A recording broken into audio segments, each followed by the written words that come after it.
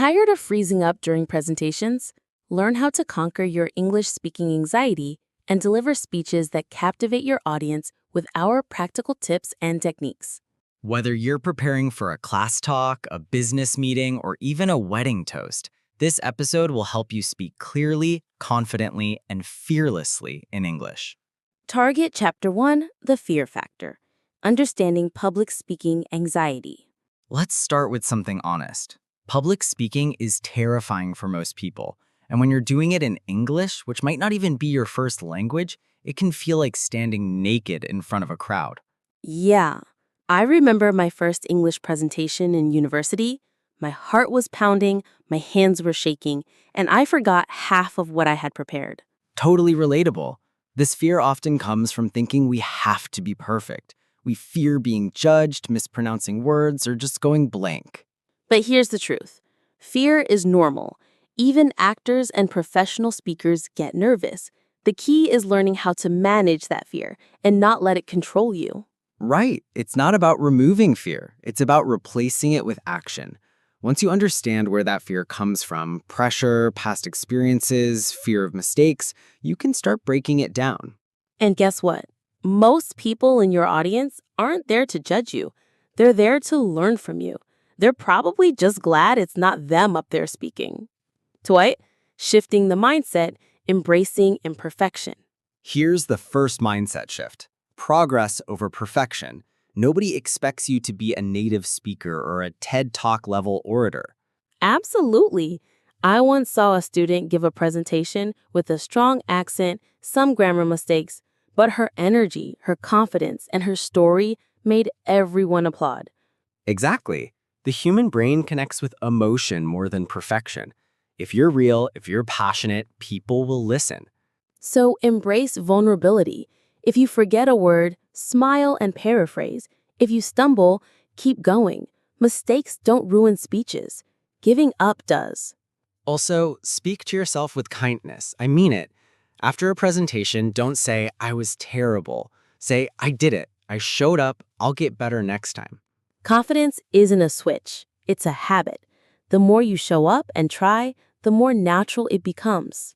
Brick, Chapter 3, Mastering the Basics, Essential Public Speaking Skills. Let's dive into the fundamentals. There are a few basic skills every speaker needs, and they're easy to learn. Number 1, articulation. Speak clearly. Don't mumble.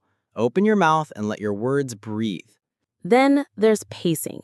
Many people speak too fast when nervous. Use pauses.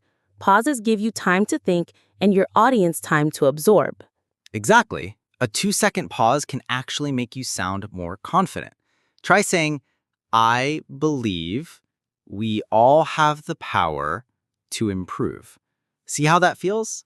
Now, body language. Keep your back straight, shoulders relaxed, and hands visible. Don't hide behind your notes or cross your arms. And if you're using slides or visuals, please don't read word for word. Use them to support your message, not replace it. Engage your audience. Ask them a question. Say something like, "How many of you have felt nervous before a presentation?" They'll nod and boom, you've connected. Another great trick, practice answering questions from the audience. Think of 2 or 3 possible questions in advance and prepare simple answers. NPNG, the power of preparation, crafting a compelling speech. Let's be clear. Good speakers aren't born. They're prepared. A well-crafted speech can make even the most nervous person shine. Start with a strong introduction. Use a personal story, a quote, or a shocking fact. You need to grab their attention in the first 15 seconds. Next comes the body, your main message. Break it into 2 or 3 clear points. Don't overload your listeners. Clearly is king.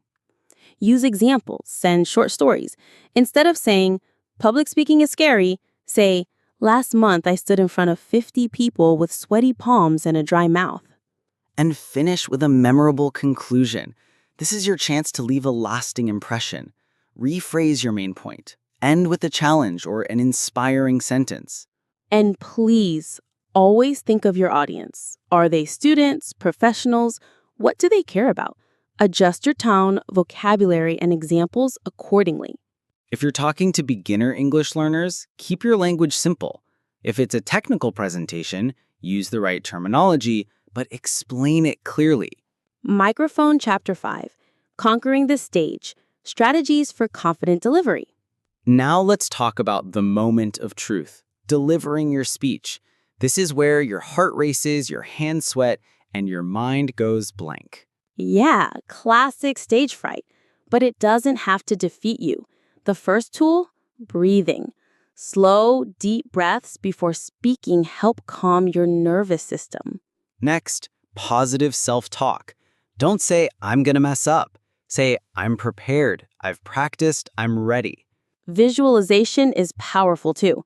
Before the big day, close your eyes and imagine yourself speaking with confidence. The brain believes what it sees. And practice with pressure. Rehearse in front of a mirror, a friend, or even record yourself. This helps simulate the real situation. On stage, connect. Look at one friendly face in the audience. Smile. Focus on sharing your message, not surviving the moment. Project your voice from your diaphragm, not your throat. Speak clearly, vary your tone, and don't be afraid of silence. Silence can be powerful. Most importantly, enjoy it. Seriously, speaking in English isn't just a challenge, it's an achievement. You're growing. That's awesome. Star final chapter, you're stronger than you think. If you've listened this far, you're already taking steps towards confidence. You're showing up for yourself. And remember, fear is a sign that you care. It means you want to do well, so don't fight the fear, use it. Speak often, speak bravely. Every mistake you make is one step closer to fluency and confidence. So go ahead, volunteer to present. Say yes to that speech. You're more ready than you think. Thanks for tuning in to the Everyday English podcast. If you found this helpful, share it with a friend and leave us a review. You've got this. Until next time, speak boldly, speak clearly, and speak from the heart.